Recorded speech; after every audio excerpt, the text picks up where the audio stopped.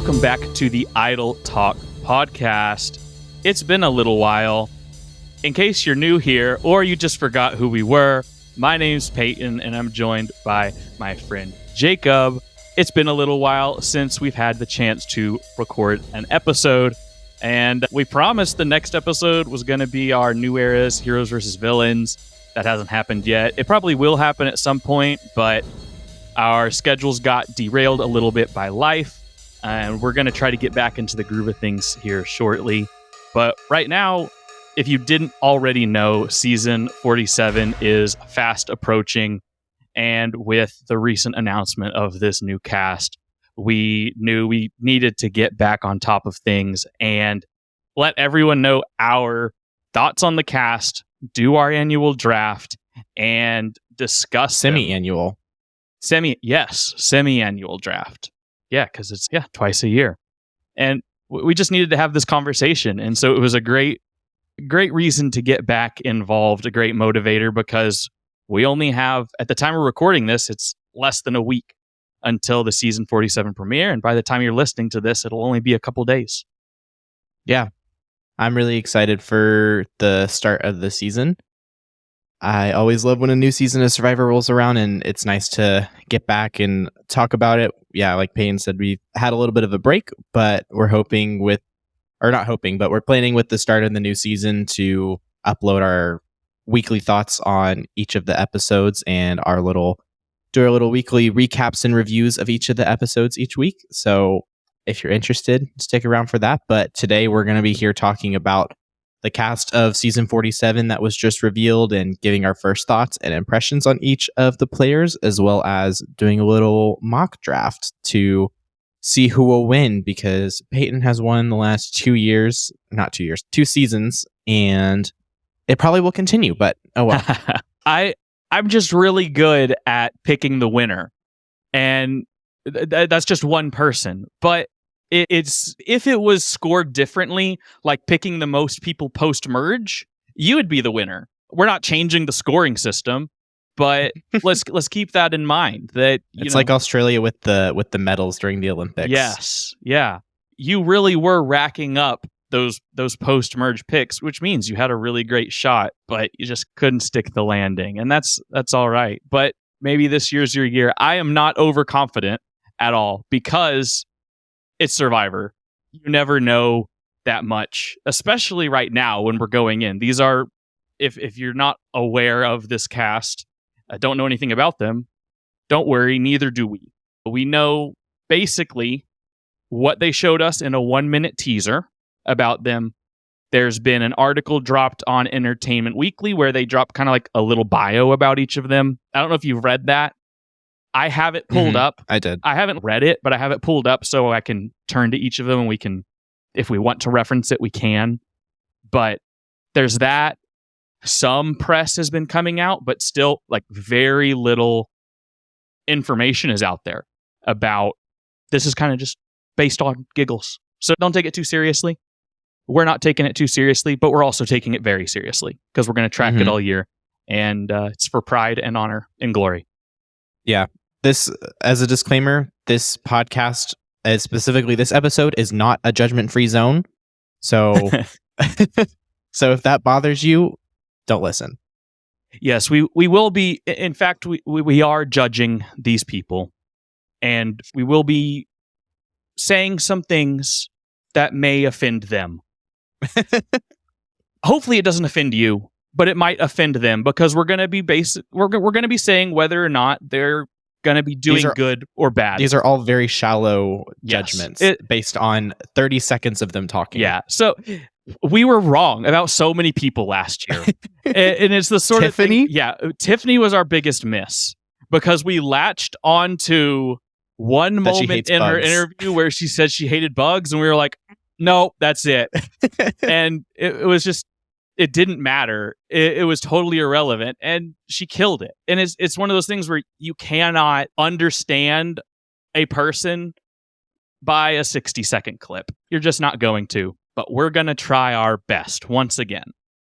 That being said, I think we should just dive right in. The 3 tribes, there are rumors about what their names are. We're not even going to try to to guess that this year or run with the rumored names, because if they are what they're rumored, they're dumb. So we're just going to go with the colors, which are blue, yellow, and red, primary colors. Mhm. I think we should just start right off the bat with the blue tribe, because the blue tribe is easily the most fun tribe this year. And yes, I agree. I think we should just start talking about this tribe, maybe just a little bit right off the bat, just like maybe what makes it a little bit fun, and then we'll draft our people, and as we draft them, we'll talk about them a little bit more in depth. So we're doing our draft a little bit different this year. But if you're not familiar with who these people are yet, hopefully by the end of this episode, you might have an idea of who they are. So right off the bat, Jacob, what makes the blue tribe interesting to you? I think there's just going to be a lot of strong personalities on this tribe. For starters, you got Sue, who was already in the spotlight when the promo at the end of 447 aired. And whenever people saw her, they already were hyping her up to be a big deal. And by her promo, I think she is going to be a very big personality. Whether that's a good or a bad personality, we'll find out. But I think it will be a personality nonetheless. And honestly, same thing. I got the same vibes from Gabe, TK, and Tiana in terms of just having big personalities. So I just think there's a lot of potential for butting heads on this tribe. Yeah, I agree right away. Big personalities all around. Sue was a Survivor meme immediately. She is probably the one cast member that if you're not familiar with the season 47 cast, but you're on Survivor Twitter, you were probably familiar with Sue Smee and potentially Teeny. Because there were memes about the two of them. And so I need them to meet. in this game. And I think they will. But really, all the memes were based mostly around the fact that Sue Smee is an outspoken Trump supporter. And I think we can just say that off the bat right now. I don't think that's going to come to a head in the edit game at all. I don't think that's going to matter in the grand scheme of things. Especially considering that this is airing leading up to the election. Given the state of the election right now, we're not going to talk politics, but that was essentially where the meme came from. She also, if she were to win, she would be the oldest woman to ever win Survivor. And so that is a very big deal. And so she is also, just big personality. I kind of thought she was going to be a bigger personality than her video was. I thought it was going to be maybe a little bit more Carolyn. I also thought she was going to come off more abrasive than she did. I still think she's going to be a big personality and she's going to stand up for herself and things like that. But her video didn't come off as abrasive, which I thought it was going to. She came off more motherly, which is a cliche thing to say, but it came off more Julie than it did Carolyn or kooky wacky, which I think is what people were expecting. So I don't think she's going to be abrasive towards anyone by any means, unless there's a disagreement, which there very well could be on this tribe. I do, however, think there will be. I specifically think that there's going to be butting heads between Gabe and TK. I see Jelinski and Gabe. Yep. And I do not see Q in TK, but I see the relationship between Jelinski and Q, like that similar dynamic between the two of them. And something that really made me like see that, I'm trying to scroll to it in the Entertainment Weekly article because I saw this quote in the pet peeves for TK. His pet peeves are unmotivated people who think they know everything, someone talking over me when I'm speaking, bad hygiene. But just that people who think they know everything sort of like line, unmotivated people, someone talking over me when I'm speaking, that sort of feeling, like just that and Gabe. I don't know why, but the person thinks they know everything. Gabe gives me that. Whether it's true or not, Gabe gave me those vibes. Especially just, I don't know. It was the same sort of energy as Jelinski comparing himself to Tyson. I don't know what it was. I just think those two are going to naturally butt heads. Yeah, I have the same inclination. Do we want to go ahead and draft from Blue, and then we can talk about our first impressions of each person as we pick? Sure. I think so. And I think you can have the first pick here. Okay. I'm torn between two people, but I think I'm going to go with Kyle first. Interesting. Okay. So I would like to know why you want Kyle first, and then I will tell you about my thoughts on Kyle. So I said, I like him. He's cool. And I think he's going to do good in challenges. And then I said, the camera woman talked to him, ? I feel like that's a good sign. Interesting. So Kyle was on my do not draft list. Okay. So Kyle was one of the people that I just feel like doesn't have a chance to win. If he wins, good on him. But Kyle, to me, gives me the vibes of I just do not think he fits in with this cast. He feels out of place here. He does feel like an oddball. It feels wrong that he's here. You've got the whole cast and then Kyle, which is so funny to me, but he's just a dude. It's just a bro. He's just there. And I have a really hard time getting a sense of him strategically. I think that he's going to get along with people pretty well, but I do have a really hard time seeing him form strong social relationships with people that carry him to the end of the game, and that's what matters in this new era the most. He gives me OG Survivor vibes. I think he would be so strong in old Survivor, especially like early first 20 seasons of Survivor. Kyle, slam dunk, winner pick. Kyle would kill it. New era Survivor, I don't know. I feel like we haven't seen someone like him, so he could do well, but he feels out of place on this cast for me. And so he was one of those ones that I was just kind of like, I don't know how he's going to gel with this ensemble. Yeah, I can see that. I can see the vibes, but I'm going to stick with it. Yeah, well, you have to. You already drafted him. So, but those were my thoughts. Out of these here, for my pick, I would like to take Tiana. That was who I was deciding between. Yeah. If you take D and mix her with Jamie, I feel like that's the same vibe. So she's got like the same like energy and like bubbly kind of nature as like Jamie, but then the strategic mind of D and sort of just overall composure of D. But in general, feels, I don't know, she feels winnery to me. I will say, I mentioned this to you before, and I'll talk about it at the end. Technically, she's on my do not draft list, but I'm going against it because I think I could be wrong on this one. So okay, I don't know. Honestly, I don't even know. I don't have any strong draws to any of the people that are left. I'm surprised you didn't go Sue right off the rip. I really thought you were going Sue 1-1. No, I didn't. I don't think she's gonna win. I'm trying to get people who are gonna win. I don't think she's gonna win. According to my projection model, she's got really high odds, buddy. Okay.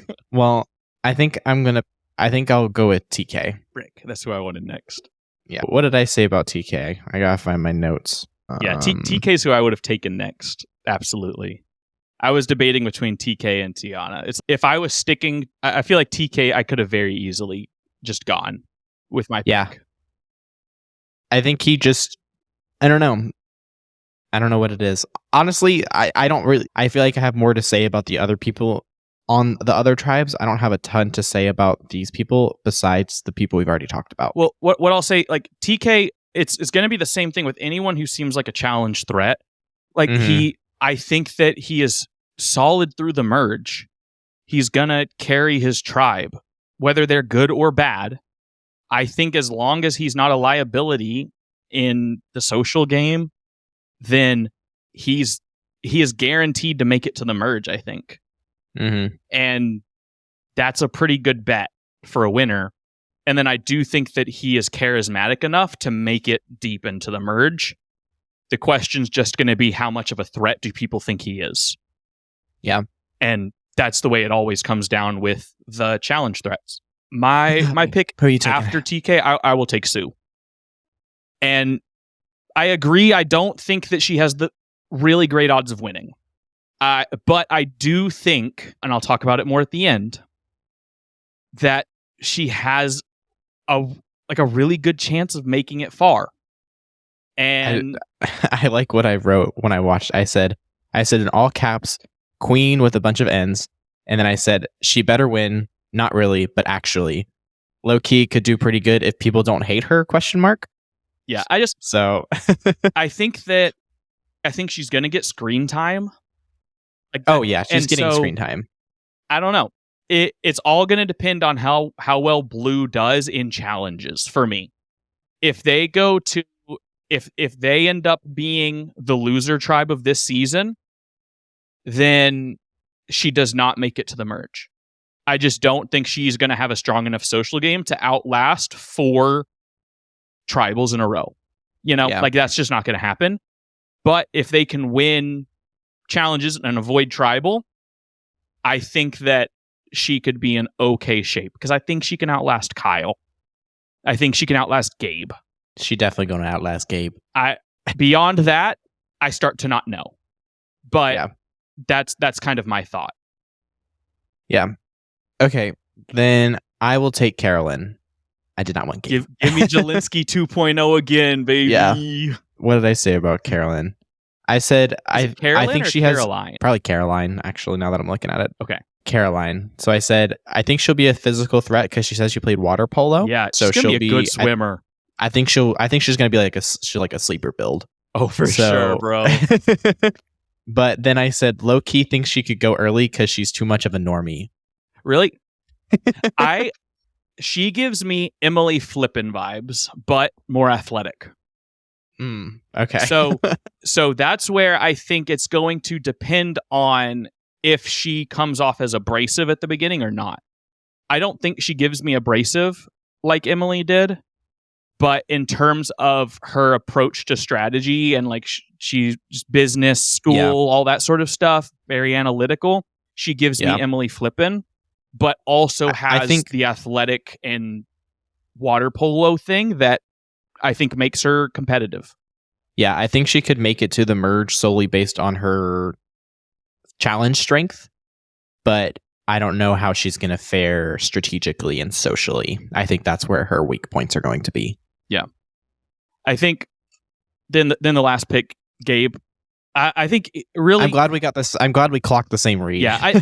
Here's what it comes down to me. Anyone who wants to be a villain, in my book, I just think that I think if they want to be a villain, I think everyone else is going to be able to read that. I think they're going to, if we're clocking that, I think everyone else on the island is going to clock that. And I just don't think people are going to trust him. Yeah, I said, think he's going to play too hard too soon and is going to get booted. Yeah. So I literally said definitely not winning. Yeah, I just think that I appreciate the mentality of someone saying Survivor's not here to make game. You know, I'm not here to make friends, all that sort of stuff. But like someone who explicitly says they're there to, be a villain. I watched his like hot take with Mike Bloom, and I don't know if you watched those clips or not. His hot take was basically he was talking about how Russell Hantz is his idol. That's essentially what he's like his thing was. Well, that's definitely a take. That's kind of like just I don't know. He just gives. I think he's just gonna go too hard, too fast, burn out, and go out in a blaze of glory. And I don't know. I don't think it's going to work out very well for him. So I'll take him on my team, but I'm not happy about it. But I had Jelinski last year as well, so it is what it is. Any other thoughts about the Blue Tribe before we move on to the Yellow Tribe? I'm interested to see if they're going to be the Disaster Tribe, because that's kind of what I don't necessarily know they'll be the Disaster Tribe challenge-wise. They're definitely, I get disaster vibes. Drama? Drama. I don't necessarily think they're going to lose every challenge like the other ones, but the thing is, usually the drama trickles into the challenges. Yeah. And, when they're disconnected on the social side, it usually ends up affecting them on the challenges as well. And then it compounds. And we've talked about that before on the podcast. And it builds on itself and it builds on itself. And then it is what it is. But I'm also interested to see, I assume you've heard like Sweat versus Savvy is not a thing this season. Really? Oh, you haven't heard that. Okay. No, I hadn't heard that. Yeah. So it is not, it's not here this season. He listened to the fans. Woo! But there's a but. There still is a way of earning it after that first challenge. It was surprising. It's described as a Indiana Jones like challenge thingy for the tribe so it seems like it's not a singled out event. Seems like a tribe thing maybe, but yeah, they described it as like Indiana Jones like, I think was what it was. So I don't know what that means. I hope it's for the entire, like it's the entire tribe working that's together. What it sounds like, but they've been very intentionally vague, obviously. But I do think that will help, hopefully, some of the dynamics early on, and should help with that compounding. That was kind of my point, bringing that up.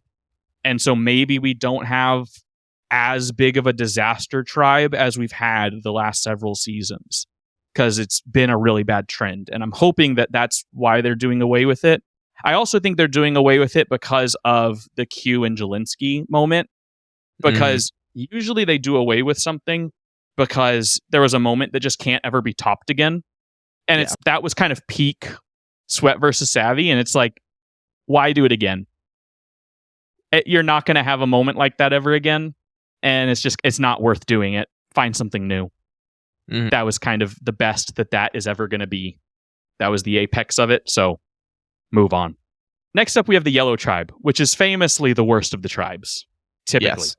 So expectations are historically low for Yellow Tribes, but my expectations are high for this Yellow Tribe because they look like the strongest Yellow Tribe. Maybe Jeff was like, all right, Yellow Tribes are bad. We are loading this tribe up. Because in my mind, this is the strongest of the three tribes. I don't know if you agree with that or not, or if that's just my perception. But whenever I look at this, I think it's the strongest of the three. I don't think, I will say, I do think it's probably the strongest tribe, but it's not to the level that we clocked what was the name of the Orange Tribe last season? I can't remember. Like with Hunter and Venus and all them. It's bad when I don't remember. No, I know. There was Siga, Yanu, Nami. Yes. Yeah. We knew Nami was going to dominate. We clocked that. Yeah, I agree. Yeah, I don't think it's to the extent that we saw Nami's domination, but I do think they are the strongest. Actually, okay, you know what? I don't think they're going to win everyone, but I might be willing to take a stand and say they don't go to a tribal council until the merge. I wouldn't go that far. I think there's a decent chance. I wouldn't make that bet. They have 3 very strong challenge threats in terms of physicality. I think they have 3 strong strategic people for challenges in terms of smart and puzzles. So I think that they have a strong, well-rounded tribe. I don't think they have anyone that is a challenge liability.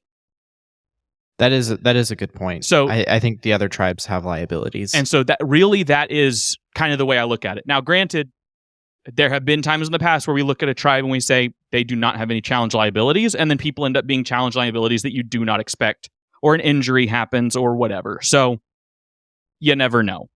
Like Yanu, we were not expecting them to be that. We thought Siga was going to be the worst of those, but it ended up being Yanu just crumbled and fell apart.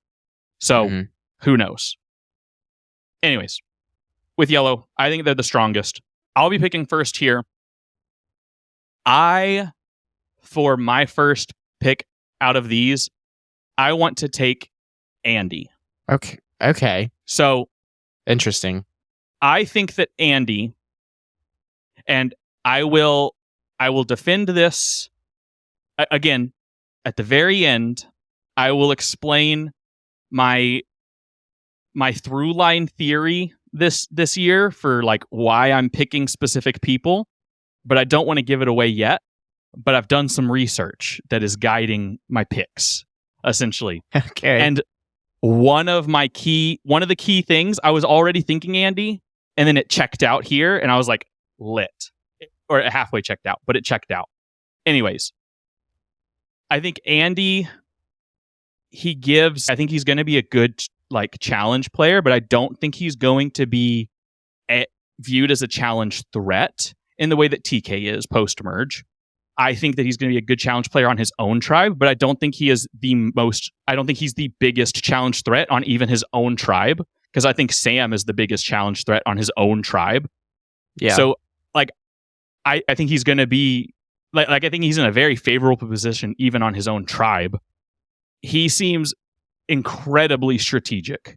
So what I said I think he's going to be strategic, and he seems like a really good social player. And I think that was sort of my thinking. I think he seems like the most prepared of anyone on the cast. And so that was sort of my takeaway looking at all of them. He just gave me the most ready to play. The real question is just going to come down to if other people clock that or not. If other people catch on, I think he's out of there. But if people underestimate him, I think that he will go very far in the game. And like I said, I think yellow is going to be very strong pre-merge. I think that he is all but guaranteed to make it to the merge.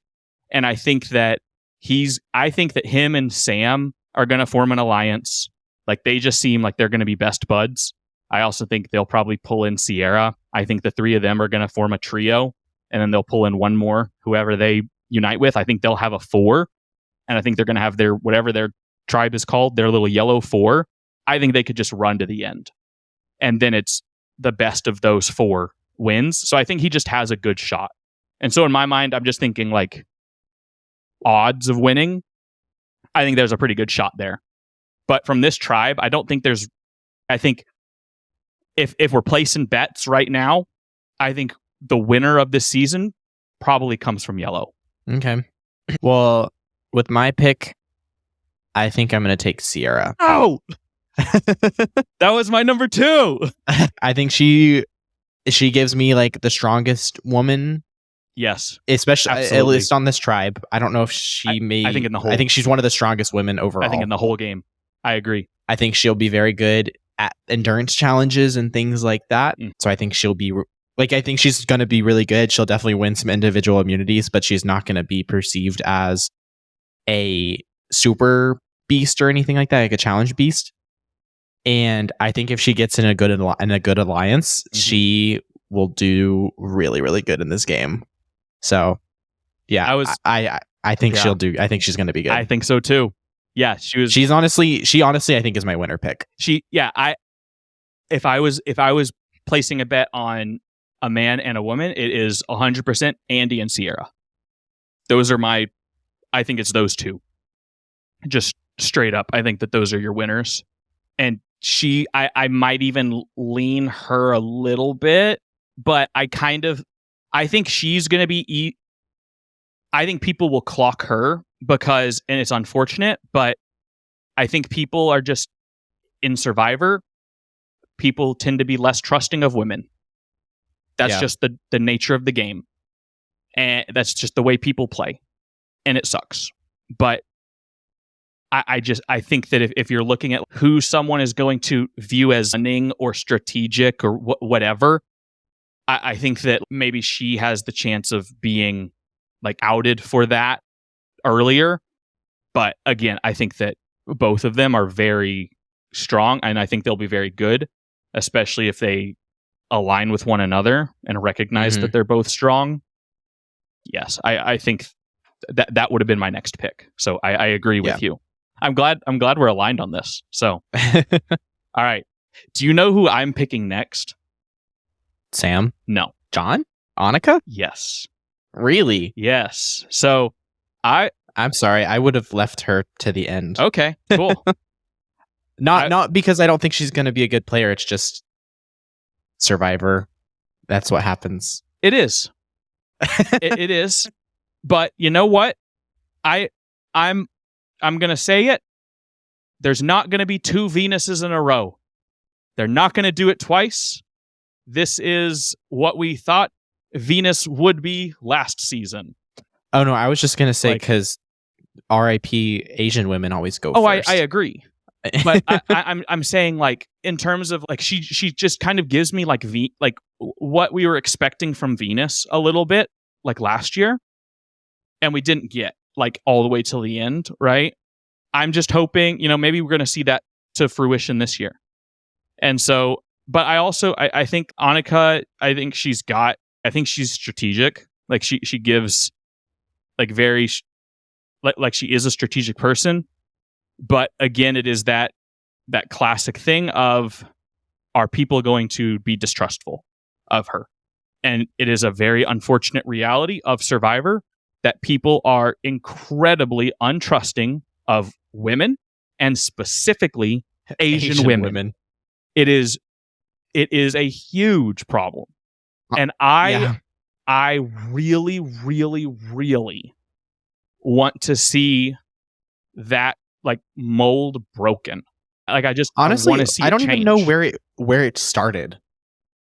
I mean, it starts just it's sort of, I think it's a cultural stigma is a big part of it, but I don't think it didn't start with a specific player. I don't think it's an inherent bias, prejudice that people have, and it's just something that's just there underneath the skin in the way people play, and it really sucks. Because a lot of my favorite players have been voted out really early when they shouldn't be. And it's a bummer. But I don't know. I think that she's got the tools to make it far if she can overcome that hurdle. And again, my stats say she has a good chance. So okay. Is it based on the length of their thing? No. Oh, okay. Well, my next pick, I'm just going to go with Sam. Mainly because I just think he will make it to the merge. I don't think he's going to win. Probably, I would be surprised if he wins, but I think he has a good chance of making it to the merge. So I am taking him just because if you make it to the merge, you have a much better chance of winning. So that's honestly kind of my reasoning. But I think he's going to be a good physical player. So they're not going to want to take him out early. So as long as he can make it to the merge, but I think he wouldn't last long after the merge because people will see him as a challenge threat. Yeah, I think that Sam, I think that he will, I agree. I think he's going to make it to the merge. And then I think that he'll be cut pretty early after that. I see him being an early jury member. I just see that being his fate. That's just kind of the vibe I get. Could he make it further? Yeah. We don't know how the game plays out. It's just usually hard for that type of person to make it to the end. So I agree. That's sort of the vibe I get as well. Again, that could all change. That's why when I go on Survivor, I'm not going to get ripped. I'm going to be average. Yes. That's why you're not going to get ripped. Then we're down to our final two, which is Rachel and John Lovett. And if I'm being honest, this is really hard for me because I don't think either of these people win. And Rachel's graphic designer. I really want to pick Rachel as the homer pick here. And also, Asian woman, would love to see her make it far. But then John Lovett, according to my predictive model, has the far better chance of winning. but I do not think he has a shot at winning. No, I don't either. But I also think that he has a better shot at winning than Rachel. So for that reason, I'm going to take John Lovett. No, you got to take the graphic designer. I really want to. I want to see her do well. I am rooting for her so hard. But if I'm picking purely based off of who has the better chance at winning, technically, I'll take John Lovett. I don't think either of them really have a chance to win. I am rooting for Rachel more, but I think that John Lovett technically has a better chance at winning. Yeah, I thought his bio was interesting, like the fact that he was a speechwriter for Barack Obama was really interesting. So I'm curious, have you never heard of John Lovett before? Were you not familiar with him? So that, no. To me, I think that's, I kind of expected that you weren't familiar with John Lovett. Did you know who he was? Yeah. So I'm not a listener of his like podcasts or anything, but I'm familiar with John Lovett and Love It or Leave It and like his podcast networks. See, that's what I know he is known. Like he's not like famous. He's pretty. I would say, in terms of political podcasters, he's quite famous. Well, okay, but how famous are political podcasters? I guess that depends on what kind of person you are. I guess it depends. The thing, I guarantee. Like, I don't know. I guarantee podcasters. I know, but I guarantee you, someone on this season that's will what I'm know saying. Who he is. Yeah, that's what I was gonna say. I said I don't know how popular he is because I'd never heard of him. But I said, like, you're also not his target demographic. I will say that as well. I mean, I don't listen to political podcasts at exactly. all. You are not his target demographic. So what did I say? I said I think it's going to be interesting to see if anyone out there knows him. Because if no one knows him, then I think he should keep his political stuff to himself. Not like his political ideologies, but what he does more secret, because I think if people think that he is associated with politics and being a politician, that could be bad for him, because people will think like he knows how to talk to you and persuade you and things like that, and they'll think it's sneaky. But I am really interested to see if people will know who he is. I am willing to bet money that that there are people out there on the island who know who he is. I am very confident that someone knows who he is. Probably multiple people are familiar with him. I think that if no one knew who he was, I think that he would be the favorite to win. And I see his game going one of two ways, right? Because you can go far being famous. Mike White proved that in David versus Goliath. So he could have a Mike White game and go all the way to Final Tribal. He totally could. But that was also in David versus Goliath, where there were other famous people and some like big profession people, and it was a little bit different season. But if he forms good relationships and strategizes and socializes really well, he could have a Mike White game. But I do think he could just as easily fall very flat and have a very like quick out, what was the name? Like the Zach Wurtenberg or whatever that. Yeah, I know who you're talking that guy, about. He could have a quick out game like that. Yeah. I think that I think he's going to go one of those two ways. I don't think there's any in between. He's been heavily featured in the promo material. And so I think that's for one of two reasons. I think it's either because he does well. Kind of famous. Because he does well. Or because he goes out early and they want to use up the stuff that they have of him now. So then that leaves me with Rachel. I did not want Rachel.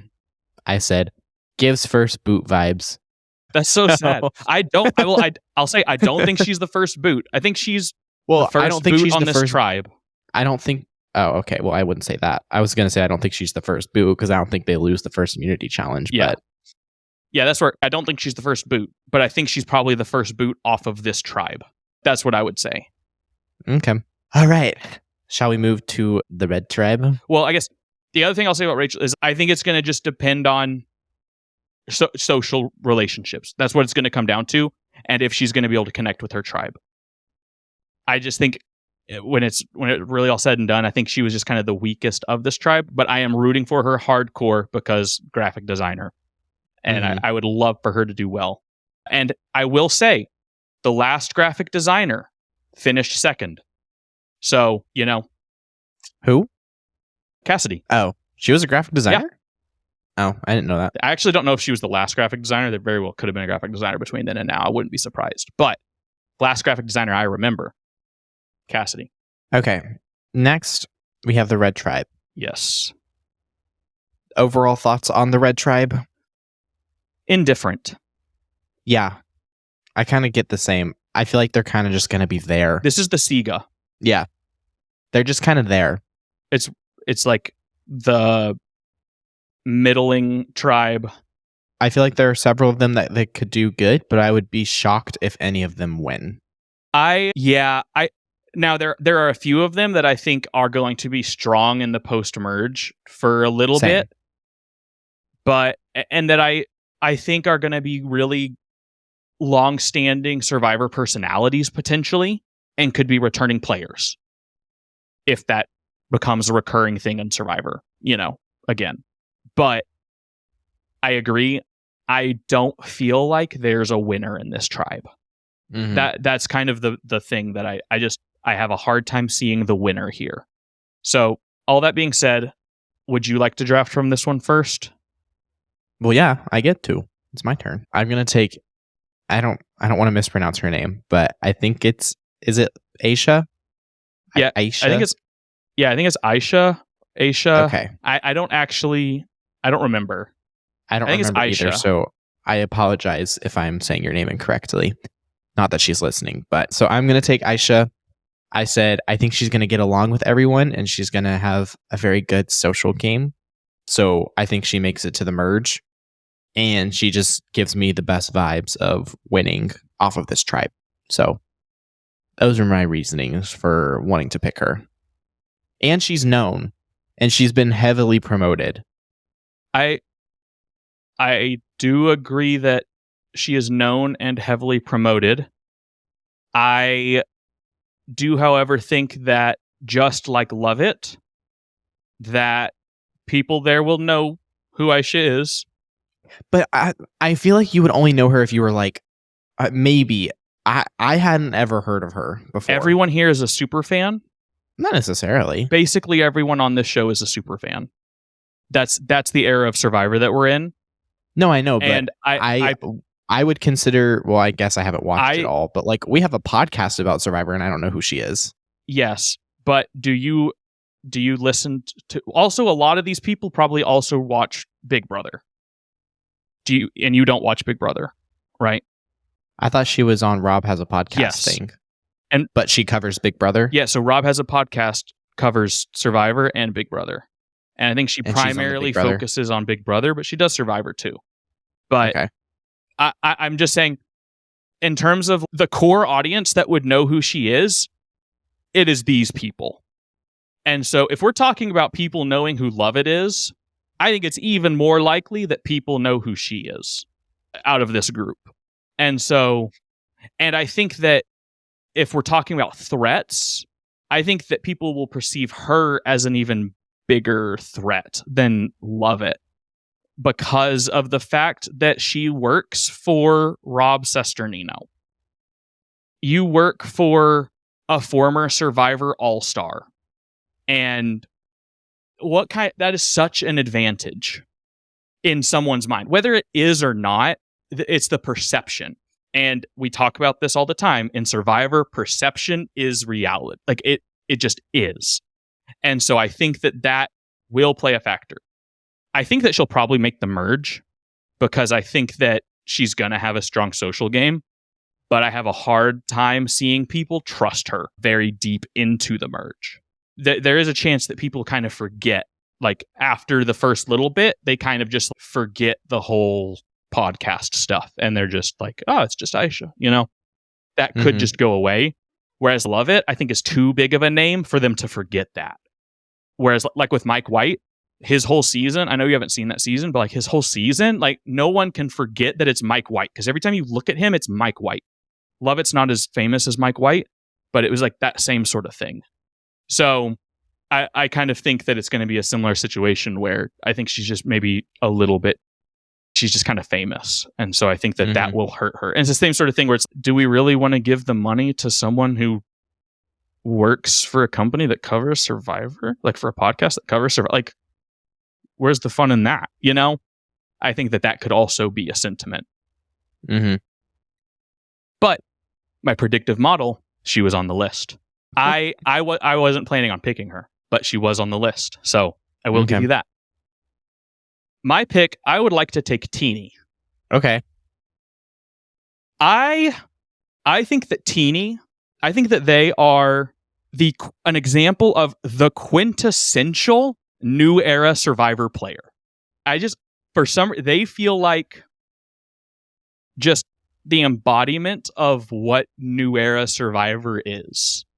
And I don't know what it is. They kind of give me Peter Pan vibes.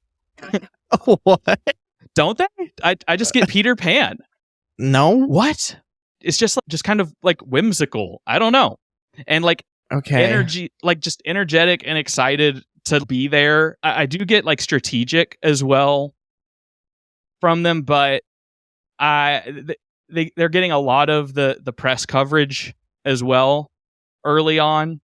So I think that also could be an indicator of where their game goes. And I don't know. I'm just going off of vibes. And again, this is a whole tribe that I'm super indifferent towards. I don't really feel like any of them are winning. Yeah. But Teeny, from some of the stuff that I've seen, they're like hardcore Survivor super fan to the max. And so will people figure that out? Probably. And will that hurt them? Probably. But I don't know. Could also work in their favor. So yeah. Well, all I know is that I need them and Sue to make it to the merge. Just to see the dynamic. Yes. Well, just for the memes to come to fruition, just to see what happens. I just need to be able to be on Twitter the day that happens. That's all I want. It's just so I can be on Twitter that day. That's all I need. But I did get good social game vibes from them. But yeah, I just said in all caps, need them and Sue to connect.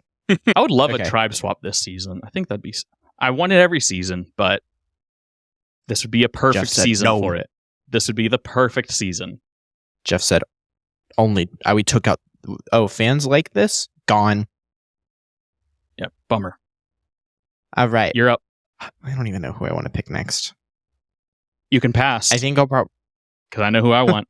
I think I'm going to take Soul. Okay. The last three that are there, I don't like them.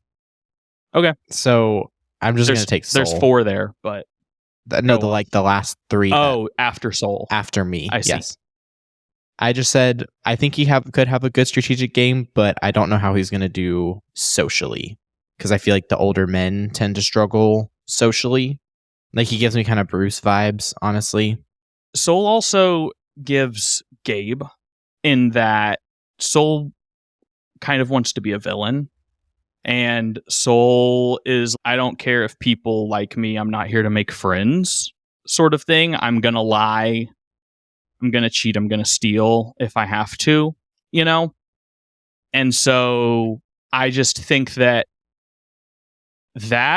coupled with the fact that he's over the age of 40, which leads me to believe that he's going to take a senior role in building the shelter, which probably is not going to go over well with this tribe, just looking at the construction of it. And I just think from the beginning, there might be some cracks formed. I think it could very easily, I agree with your comparison. I think it could go the way of Bruce. I think it also could not, but I do see a world where Soul leans into Bruce. Being a professional poker player, I think, is interesting. I also think that's interesting. Like, I'm interested to see what he says his profession is, because there's no shot that he says he's a poker player. Well, no, he is a medical device salesman. He plays poker on the side. Oh, but he plays professional poker on the side. Yes, Yeah. but that's not like what he does full time. Gotcha. Okay, so he'll say medical device sales. That's good. He's got a good thing to say otherwise. So, but being a salesman isn't great either. Yeah, the thing is though, is I don't think people care that much. I feel like it has become less of a bad thing over time. Yeah. Like back in the early 2000s, people would be like, "Oh my gosh, a salesman?" I think that's not that bad that was anymore. I feel like that was also when like door-to-door sales were a lot more prevalent, and like now we're also even in the age where cold calling isn't even that prevalent. So, yeah, I don't think people will care that much. I think it's going to come across of like his social game, how that's going to impact. I would like to take Rome. Fine with that. Yeah. I did not like him. He gets on my nerves. I knew that I was going to be able to get Rome, because the second I saw his video, I said, "Oh, he's going to piss off Jacob." Because I knew if you were on the island with Rome, his personality would just annoy you, because he's very just like not just like loud, but he's just very energetic. And yeah, I said you don't like energetic people. I said either gonna vibe or he's either gonna vibe with people or annoy people. But the thing is, the people that I don't like are not necessarily the people that other people don't like. Yep. So I'm not a good judge of that. But I did say I think that he thinks he's better than he is. I agree. Which I do think that's true. I agree. I 100% think that he came across as overconfident, but I also thought that Charlie came across as overconfident last year. And so distant, yeah, and intent, running, distance running, our whole thing with that. So I'm trying this year to not overthink that too much, unless they're like leaning into it really hard, like Gabe, where Gabe was like overboard with it. I felt like he was just kind of touching on it, and so I don't want to go too off the wall and let that be a reason that I don't draft him. Mm-hmm. Considering the fact that I do think he is incredibly social, and the new era, being social is more important than ever. Yep. And so for that reason, I feel, and also my predictive model and my stats say he's got a really good shot, but I do just think the fact that he's a very social player, good speaker, I think that goes one of two ways. Either he forms a lot of relationships or he annoys everyone and gets booted early. I don't think there's any in between. Mm-hmm.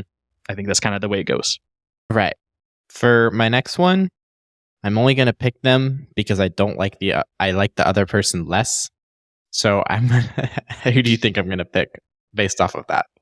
Kishan Genevieve. Yeah. Wow. So, but I don't think she's going to win. And I have a funny reason. I said, just based off of her name, she won't win. Imagine saying Genevieve is the sole survivor. I have a hard time seeing people write that name. Exactly.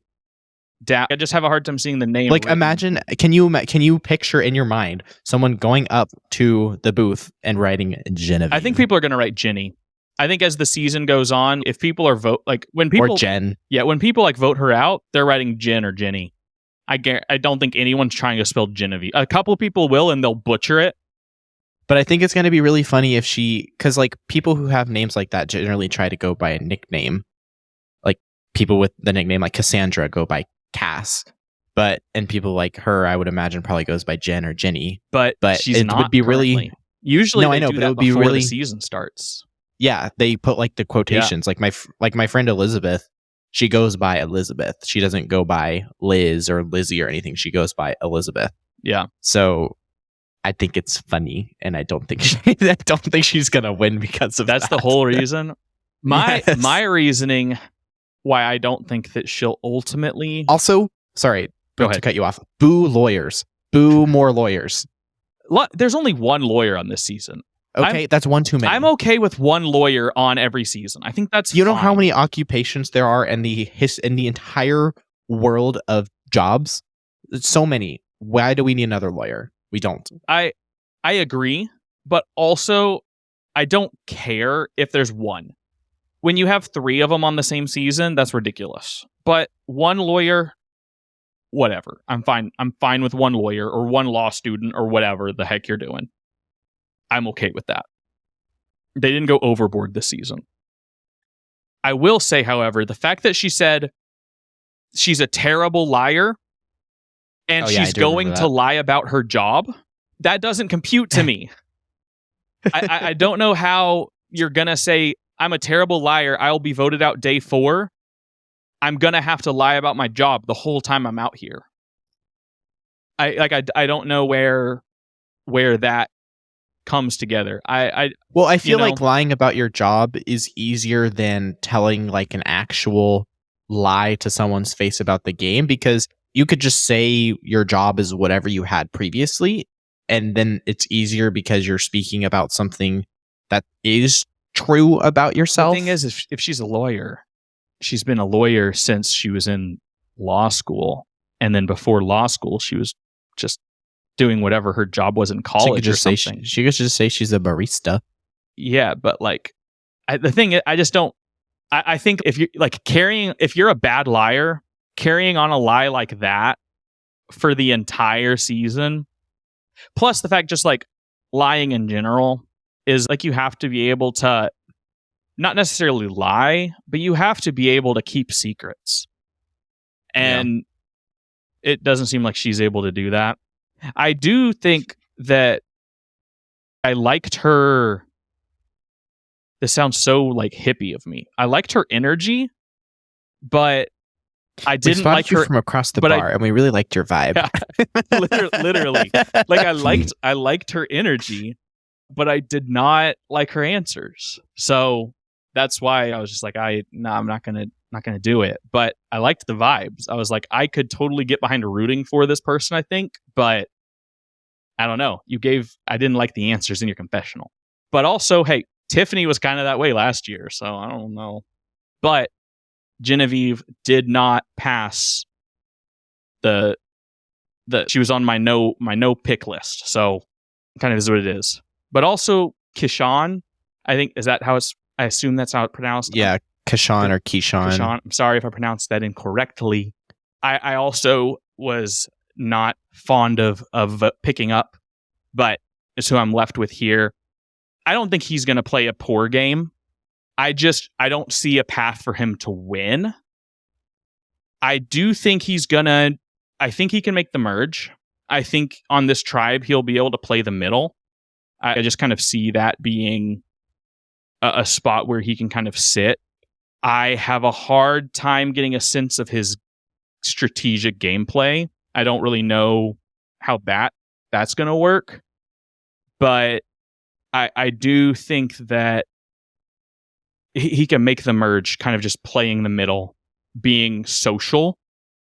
I have a hard time seeing how he'll be strategic beyond the merge. And I think that we see that with a lot of players. But clearly he's got to be a pretty smart guy. He's an ER doctor.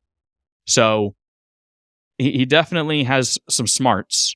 But we had an ER doctor in season 42. I think it was 42. It didn't do well. Voce or whatever his name was, with the slicked back hair. He was voted out early. He didn't do well.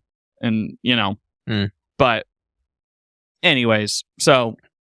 Well, I said annoying. Sorry, not my vibe. I didn't get annoying from him. But we have different taste in people. I know, but I didn't even get like annoying for you, because he didn't seem like super over talkative or anything like that either. Like he didn't seem like loud, or because usually you don't like people who are obnoxious. He just seemed happy. Yeah, I don't like happy people. He just seemed joyful. I don't like joyful people. He just seems like he enjoys life. Yeah, that's annoying.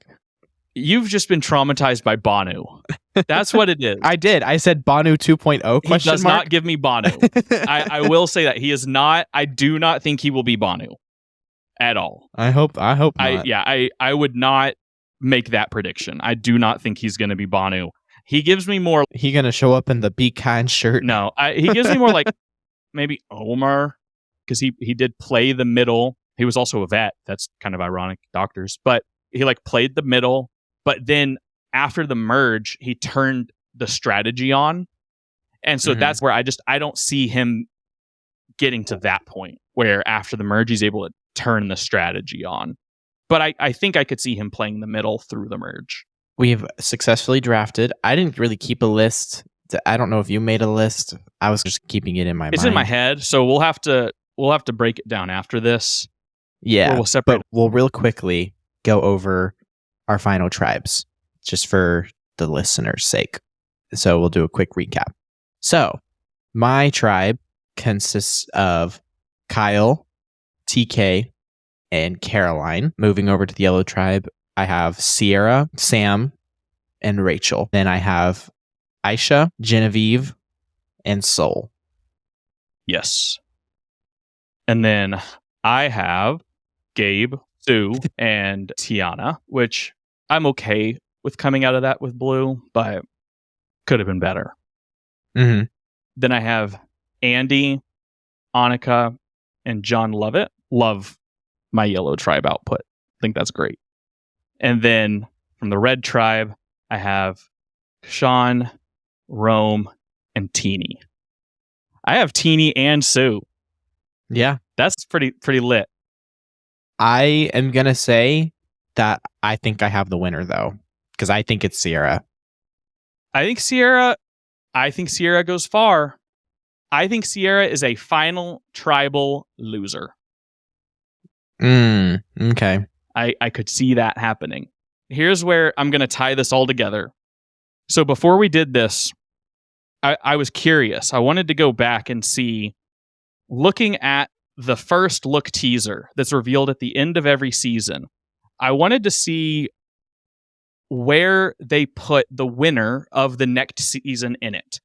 If they gave them confessionals, where they showed them in the teaser, how often they showed them, how many confessionals they got in it, where they spoke, all of this.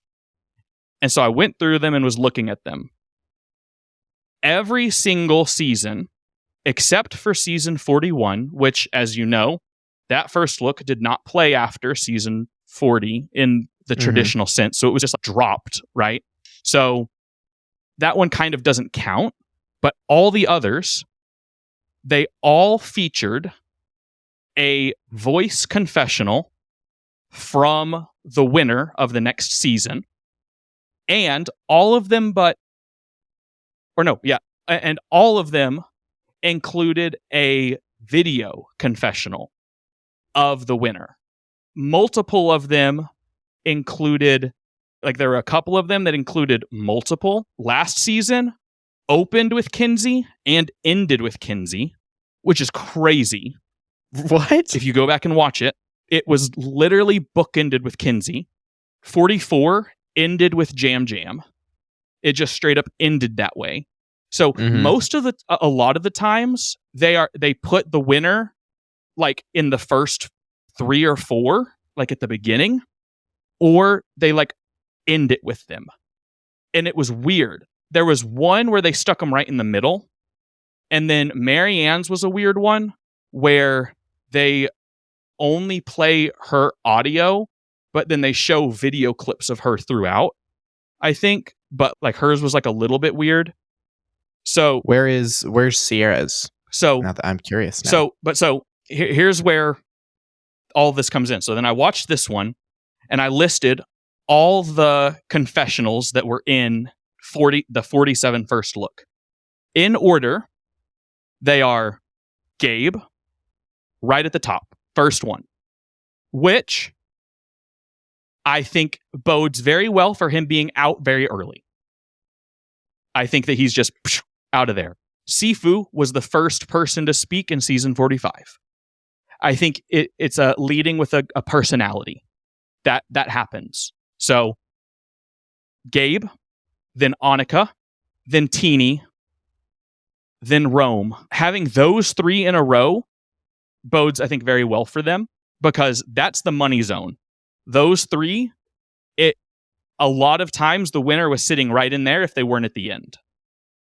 Then Sierra, then Lovett, then Aisha, then TK, then Sue, then Genevieve, and then it gets weird.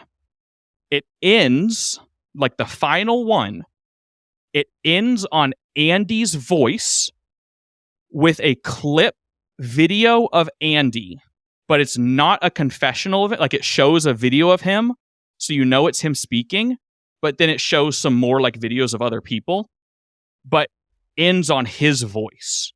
So his voice is the last thing you hear before it's over. So it technically ends on him, but it's not a video.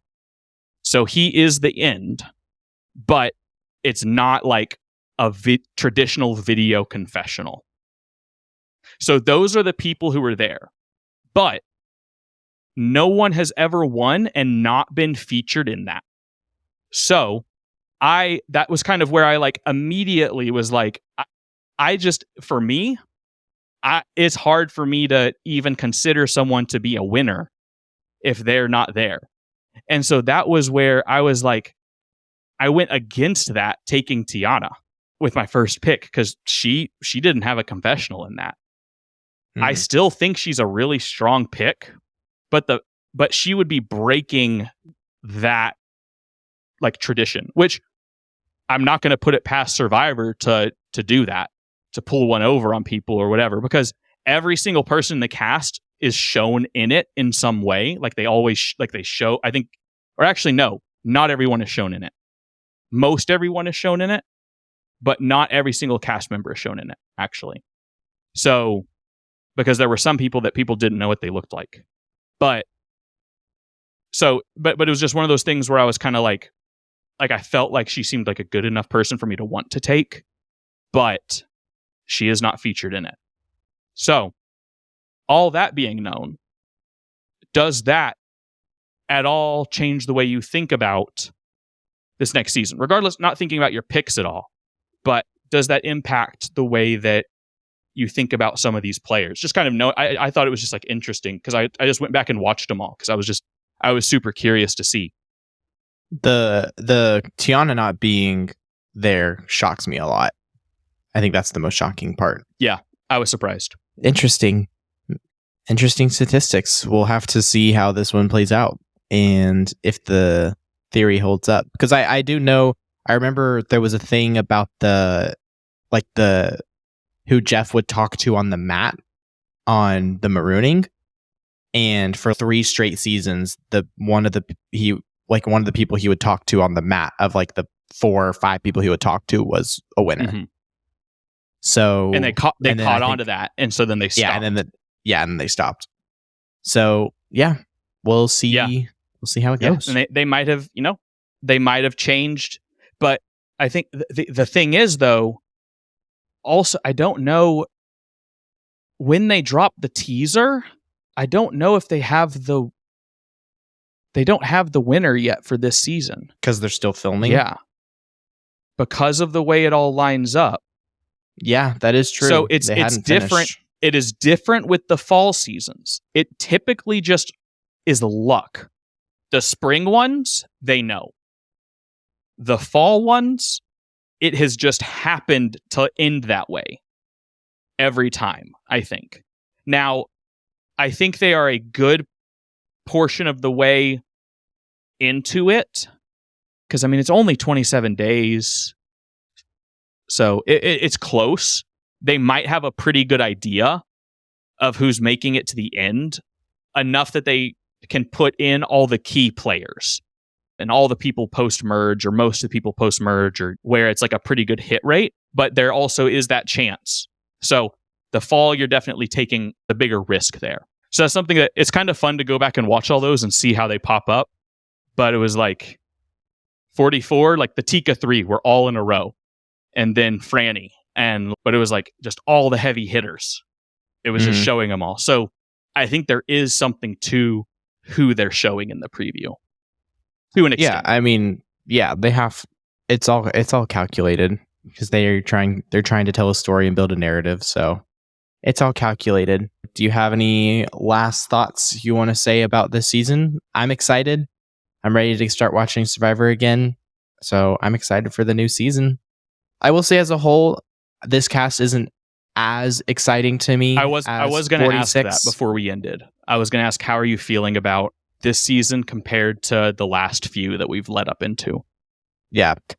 I don't know why, but 46's cast from the beginning just was a lot more exciting to me.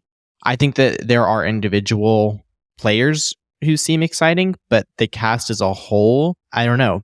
But I think that's also could be a result of after what happened with 45 and the people quitting, they really stepped up their casting as a result of that, I feel like. So they knew they had to make 46 a banger. And I think that they could be riding this off of the coattails of the hype of 46. But I'm still excited. I'm still going to watch, and I'm still going to have a good time. We didn't even mention that, the quitting in 45 and Tiana being an alternate for 45. So that was another interesting wrinkle in this. There are two former alternates this season, Tiana and Rachel. But Tiana was alternate in 45, and she didn't get to go because old Hannah Rose decided she wanted to go play and then quit, and threw quite the shade at her in her interview. Yeah, but I do agree with you. I think that the hype is not quite there this season. I think it also is contributed by the fact that the preseason is just very short this year. It feels like it's just happened very quick. Whereas like last year, it felt like there was a lot of time and build up, like almost like a month or something of build up, you know? So I think it just feels a little different, but regardless, I think it's just the fall, because it feels like to me, it feels like it did before 45. It's just happening quick. I don't know a lot about these people yet. We'll see when it gets started. 45 grew on me a lot, so I'm hoping the same happens with 47. With that, we will conclude this episode of the Idle Talk podcast. We are planning to be uploading on a more consistent schedule now that the 47 is about to start releasing. So we will have recap and review episodes coming out after the Wednesday episode premieres. So be on the lookout for that. In the meantime, you can follow us on social media on Instagram, TikTok, and X, formerly Twitter, at Idle Talk Podcast, and you can listen to us wherever you get your podcasts at. So thank you so much for listening, and we'll catch you in the next one.